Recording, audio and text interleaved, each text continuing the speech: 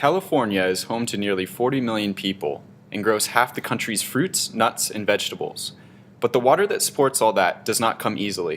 Most of California's water is used during the long, hot summers in the farms and cities in the southern part of the state.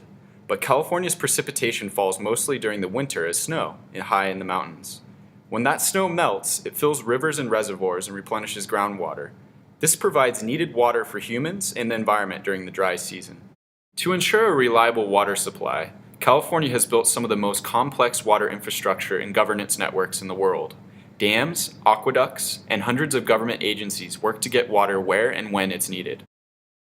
As temperatures rise, water needs grow, but snowpack declines. Snow melts earlier and misses the period of highest demand in the summer.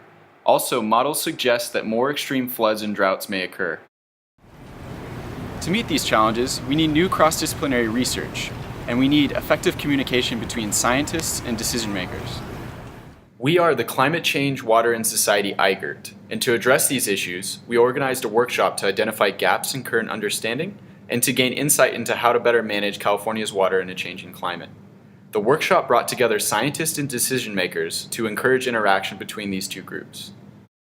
And it's great to get this mix of people together, from the policy community to the social sciences, physical sciences, to have them engaged, interacting, talking about how do we move the needle forward. Here are some of the major themes that emerged from the workshop and how we are thinking about them moving forward. 1. Social networks, incredibly important. This is the only consistent factor that determines whether or not a farmer adopts best management practices. In California, agriculture uses the vast majority of developed water. But the hydrologic models that are used in the policy planning process don't capture farmer behavior. I want to change that.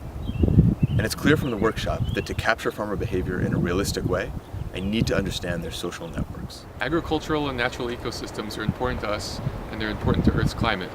But there are still uncertainties in how plants, water, and the atmosphere interact. My research focuses on modeling these physical interactions to better understand how agriculture and ecosystems could adapt to a changing and variable climate. I'm interested in how climate change, together with management strategies, might affect how much water is available for ecosystems. The workshop illustrated to me how conversing with those who might apply the research I do can reshape my research questions to produce more directly applicable and actionable results.